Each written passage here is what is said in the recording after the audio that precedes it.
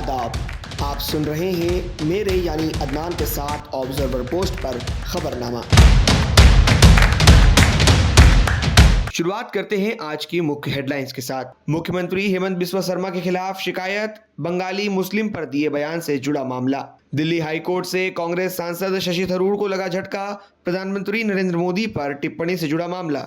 Huron India list में अडानी पहले number पर, पहली बार लिस्ट में शाहरुख खान का नाम।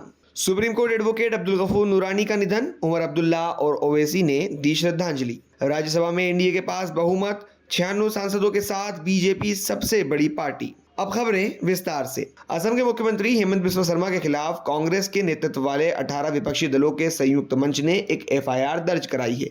ये एफआईआर गुवाहाटी के दीसपुर पुलिस स्टेशन में दर्ज कराई गई है। इसके मुताबिक मुख्यमंत्री शर्मा पर धर्म और जाति के आधार पर विभिन्न समूहों के बीच दुश्मनी को बढ़ावा देने के प्रयास करने के आरोप लगाए गए हैं। बीबीसी की खबर के मुताबिक दीसपुर थाना प्रभारी रूपम हजारिका ने कहा है कि यूनाइटेड अपोजिशन फोरम से हमें एक शिकायत प्राप्त हुई है, लेकिन अभी मामला रजिस्टर्ड नहीं किया गया है। फिलहाल आरोपों की जांच की जा रही है। इस एफआईआर पर असम प्रदेश कांग्रेस के अध्यक्ष भूपेन कुमार बोरा और असम जातीय परिषद के अध्यक्ष लुरिनज्योति गोगोई के हस्ताक्षर हैं। एफआईआर में कहा गया है कि मुख्यमंत्री और बीजेपी के लोगों ने 22 अगस्त को मध्य असम के धिंग में सामूहिक बलात्कार के एक मामले का फायदा उठाकर एक विशेष समुदाय के खिलाफ कथित तौर पर जहर उगला, जिसके कारण ऊपरी असम के शिवसागर में बंगाली मूल के मुसलमानों पर हमले हुए। दिल्ली हाईकोर्ट ने गुरुवार 29 अगस्त को कांग्रेस सांसद शशि थरूर की याचिका खारिज कर दी, जिसमें उन्होंने प्रधानमंत्री नरेंद्र मोदी को निशाना बनाकर एक टिप्पणी की थी। इसको लेकर बीजेपी नेता ने उनके खिलाफ मनहानि का मुकदमा दर्ज कराया था। इसे शशि थरूर ने कोर्ट में चुनौती दी थी। थरूर ने ट्रायल कोर्ट के 2019 के आदेश को रद्द करने की मांग की थी, जिसके तहत उन्हें आरोपी के तौर पर तलब किया गया था और 2 नवंबर 2018 की शिकायत को रद्द करने की मांग की गई थी। हाईकोर्ट ने 16 अक्टूबर 2020 को आपराधिक कार्रवाई पर रोक लगा दी थी और अंतरिम आदेश को रद्द कर दिया था। साथ ही पक्षों को 10 सितंबर को निचली अदालत में पेश होने का निर्देश दिया गया। जस्टिस अनूप कुमार मेंदिरत्ता ने आदेश सुनाते हुए कहा, कार्रवाई रद्द करने का कोई आधार नहीं बनता है।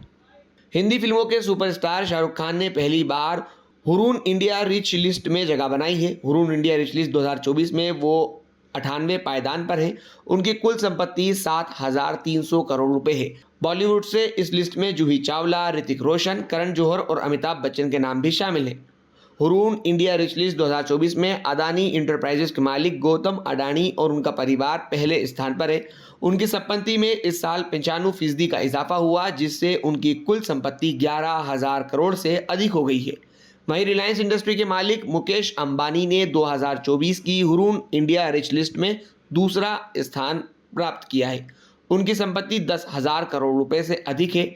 HCL टेक्नोलॉजी के शिव नादर और उनका परिवार इस लिस्ट में तीसरे नंबर पर है। सीरम इंस्टीट्यूट ऑफ इंडिया के निर्माता साइरस एस पूनावाला और उनका परिवार इस लिस्ट में चौथे स्थान पर है। सन फार्मास्यूटिकल इंडस्ट्रीज के मालिक दिलीप सांघवी इस लिस्ट में 5वें स्थान पर है। सुप्रीम कोर्ट के पूर्व वकील, विद्वान और राजनीतिक टिप्पणीकार अब्दुल गफूर नूरानी का आज निधन हो गया। वो 93 वर्ष के थे। नूरानी का कानून, इतिहास और राजनीतिक विज्ञान के क्षेत्र में महत्वपूर्ण योगदान रहा है। उन्होंने the Kashmir question, constitutional question India और RSS एंड बीजेपी समेत कई किताबें लिखी हैं। जम्मू कश्मीर के पूर्व मुख्यमंत्री उमर अब्दुल्ला ने सोशल मीडिया प्लेटफॉर्म X पर पोस्ट कर उनके निधन पर दुख जताया। अब्दुल्ला ने लिखा, अल्लाह उन्हें जन्नत में जगह बख्शे। वहीं AIMIM के प्रमुख असदुद्दीन ओवैसी ने भी सोशल मीडिया प्लेटफॉर्म X पर पोस्ट कर नूरानी के निधन पर दुख जताया है। उन्होंने लिखा है कि AG नूरानी साहब के निधन का समाचार सुनकर दुख हुआ। नूरानी साहब विद्वान और काबिल वकील थे। मैंने उनसे बहुत कुछ सीखा। संविधान से लेकर कश्मीर, चीन और यहाँ तक कि अच्छे भोजन की तारीफ करने की उनकी कला तक। अल्लाह उन्हें मगफिरत अता फरमाए। AG नूरानी का जन्म 1930 में मुंबई, तब के बॉम्बे में हुआ था। उन्होंने सेंट मेरी स्कूल से शुरुआती पढ़ाई की और गवर्नमेंट लॉ कॉलेज मुंबई से कानून की डिग्री हासिल की थी।